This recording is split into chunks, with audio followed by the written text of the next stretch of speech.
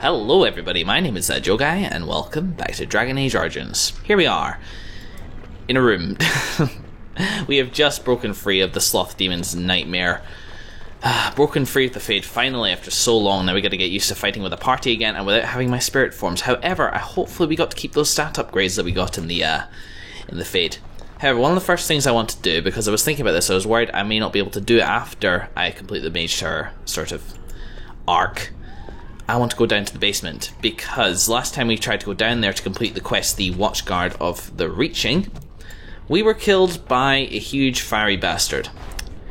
And then I thought, well, we don't have the key for that door anyway, and the basement's locked. But then I thought, what if the Guardian has the key? So we're gonna head back down. And it's gonna be a long road, so I'm not gonna make you guys sit through it unless I think of something to say. So back with you in a mo. Oh guys, I forgot about something. We leveled up. I thought that we hadn't, because our experience bar was like right in the same place that we left it when we started the last session, but no, we got out the Fade, and my guy alone has leveled up because he did a bunch of stuff by himself. Well done, Nathan. So, 40. I don't really know how well we're doing for all that stuff. Maybe Cunning twice, and then Dexterity 40. Yeah, that'll do for now.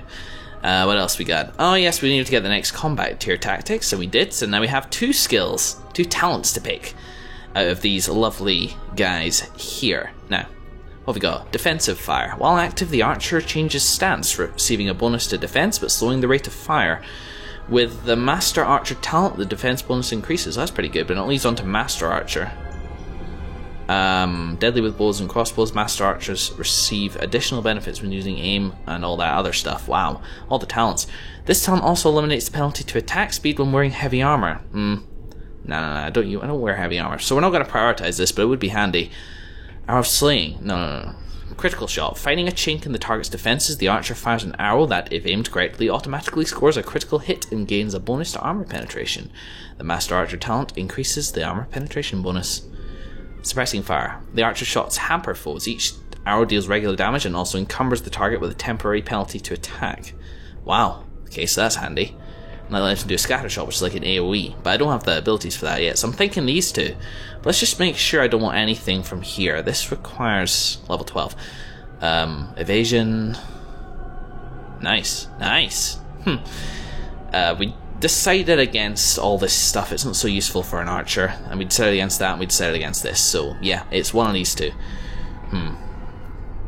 Nathan isn't under attack too much if he does his job properly. Let's see what we're working to. The archer generates an automatic critical hit if this shot finds its target. May ignore the effect. But how is that different from that? Finding a chink in it. Scores a critical hit. Automatic critical hit. Pfft. What's the difference? I don't know. By the way, I think we're going to go for... I need a second to decide. Back in a moment. Okay guys, welcome back. Okay, we are going to not go with this one right now. It's quite nice, but I like this offensive one. I mean, a penalty to... a boost to defense would be the same as a penalty to attack, so these both kind of do the same. It's more about what they lead up to, and I think this single arrow that automatically hits the target and dealing normal damage. The arrow then shatters, hitting all nearby enemies. That is one of the first, like, 4th tier abilities that I want to pick up. And we're also going to go with critical shot, just to give him another usable ability. Play. Yeah, man. And a tactic slot acquired. I use that right now. Once again, this will take me a second, so back in a mo. There we go. Made him, if the enemy's got high health, one of the last priorities, but when the enemy's got high health, use Crippling Shot. This should, because it's like low down on the list, soften up the end bad guys, so yeah, that'll do. Yes it will. Okay, carrying on, and wow, I'm doing a lot of cutting. Back in a mo. Hey guys, something else I forgot. Get out of the way. Blocking the shot. I went through my journal and read through the codex, and there's nothing really important there. Certainly interesting, but yet more flavor text about the mages. I feel like I've got a fairly good grasp. Well, one thing I want to say, I was talking about the demons in their pure form, or the form that they most often choose as a species. And yeah, the only way that they can appear they can appear in their true form outside of the Fade, but they have to be specifically summoned by a mage. I guess that Veil allowed them in their true forms to come open, so yeah, just that. And also, we also got this down here, the Litany of Adralla, which I'm actually going to move to this slot over here. Do a quick bit of rearranging. Hang on. There we go. All my modes there, and the critical shot. But yeah, we got Litany of Adralla here, and we got a codex entry about that, which I decided to... I did this but reloaded. I decided to save until we get to this bit. Oh shit, and I'm gonna have to find it. It'll be in items, right? Yeah, there it is. Adralla of Verantium dedicated her life to the study of blood magic, the academic study rather than the practice. A deeply pious mage, she was renowned in her day for having found a counter to every form of mind control, a defense against dreamwalkers, and even counterspells to demonic summons. Her efforts went unappreciated in her native Tevinter, however. After 3 different magisters attempted to have her killed, she fled the country, choosing to take refuge in the land of Blessed Andraste's birth. That'd be here. She spent the remainder of her days with the Circle and Ferelden. The Litany of Adralla disrupts the casting of mind control spells. Use the litany whenever a creature tries to dominate another with magic, and it will interrupt the casting. Once the spell is in effect, a character is under a blood mage's power, it is too late. Oh dear. Okay, so it's probably good we have this equipped in our hotbar. My chair's creaking like crazy. I really hope that doesn't pick up on the mic. I'll get on it. Hey guys, stand back. Hold position here, folks. And, Sten, we're gonna get you in. Oh no. And now this thing appears and is right in a, well, I would say a vulnerable position. Let me go to Alistair already. Here we go. Right, spawned on Nathan. Sha weird. No idea what that means. Not that it matters. Nobody's suffering any negative effects, but we're gonna keep cleanse magic on hand. Dude, you shield pummel the guy. Sten, it's been 4 months since I played Dragon Age, which is ridiculous. So I'm going to maybe suck at this. Let's see. Movement speed? No. Sunder arms. Do that. Win? Maybe you can just get a regen in early on. Probably Sten. No. Best foot forward. Put heroic confidence on Alistair so we can balance out the... you know, people seem to love going for Sten as well as Alistair, so maybe with a bit more attack he'll draw a bit more threat, confusing the demon. Nathan, you need to step the hell back. I don't know what hit them. We're all on fire. Lovely. Okay, let's try... okay. Alistair is being fired. Can you get out of there? He's been doing... Okay, no better time to use this now. Let's give it a try. Didn't seem to work. He's down to half health. And luckily having all the mage back up here. The last time I believe I died was because... Oh wow, that recharges quickly. We kind of got bottlenecked down there and all area of effect spells were really damaging. Speaking of, when due to doing that. Thank you. And everybody move freely too. He's almost down and we are good. So let's hope this guy has a key. At least we defeated the Guardian.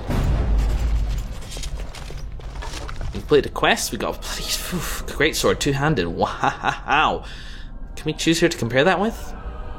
No. I may want to give that to Sten. Malachite, Fluorspark, Quartz, but no key. Quest completed. However old it was, the creature discovered in the Reaching has been destroyed. Right. Okay. Did that. I thought there was more to that. I really did. We went through all that just to raise a demon. Okay, alright, no, we got a bit... We got a good sword from it, okay. Usaris the Dragon Slayer. In the company of monsters he went down the empty wolf roads after the dragon to the lands where the ice is like steel. And the air grows thin as a beggar, and every rocky path is strewn with the bones of the lonely dead. There Dane dwelled, and 50 swords were worn to rusted ruin before at last they found the cave of Fenshal, ancient keeper of the mountains, bane of wolves.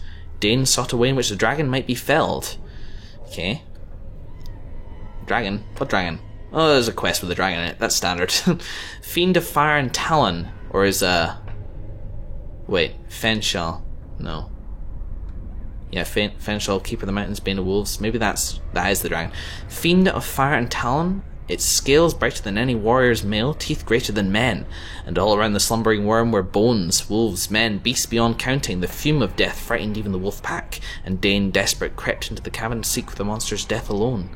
There, shining among the dead like a star, his hand found a sword. Eusaris, the sword we got, forged by the dwarfsmiths for an Alamari lord long ago, waiting age after age to be taken to battle once more. And this Dane freed from the earth and struck out the eye of the dragon still sleeping with a swift, terrible blow, and Fenshal woke, wroth, only to die. The legend of the blade Eusaris predates Andraste, the sword that Dane found in the dragon's treasure hoard, which he used to slay both Fenshal and the werewolf, was passed on to his son Hafter. Dane may have been fiction, but Hafter was fact. In 140 Divine, I really need to get the age, the date system down, because I have no idea what this entails. He led the Alamari tribes against darkspawn that flooded into the Ferelden Valley from the Dwarven lands. He not only drove back the Horde, he also then defeated the combined forces of the Avars and Chastened, who hoped to take advantage of the chaos. His victories earned him such respect from the tribes he was named the First Tairn. Wow. After years of ruling the valley in peace, it is said that Hafter left Ferelden, sailing into the unknown east of the Amaranthian Ocean, with the blade still in hand, never to be seen again. The blade, until now. Guys, you were really helpful there. I'm glad none of you died, because you guys died last time. Along with me. So now that we've done that, is the basement open? No, there's nothing. Well, I guess it woke in the basement, and then when we kind of knocked on the door, it kind of came through the keyhole a little bit. It seems amorphous enough to do that. But anyway, quick save. Let's head back to the top of the tower and finish this. So, I guess that fight went quite well. Good practice as any. But I will see you again at the top of the tower. Top-ish of the tower. Back in a mo. By the way, guys, just a side note. I was thinking about the whole structure of the circle quest and how long and arduous and repetitive the rooms of this place are and the environments. I feel like the Red Cliff had a lot more variety. Then I thought a little bit more about this and realised that this actually is just a testament to how well written this quest is. Because you ascend what I believe is 4 floors, and then you encounter the Sloth Demon, and he is talking to you about, you must be so tired, you must be so weary, wouldn't you like to lie down and have a rest? And in truth, me as a player, churning through these rooms, these similar looking floors, I was tired. I was tired of all the reading that I was doing, I was tired of the combat. It wasn't a negative experience, but I was tired. And so when the Sloth Demon said, why don't you just lie down and forget about all this, leave it all behind, that actually did sound good to me. That's how he got you. Got it. But the Fade bit was really interesting. I mean, very, very long, very, very challenging, or at least at the start. But it was a great and very interesting wee aside. I did enjoy it. But now, let's head back into the unknown.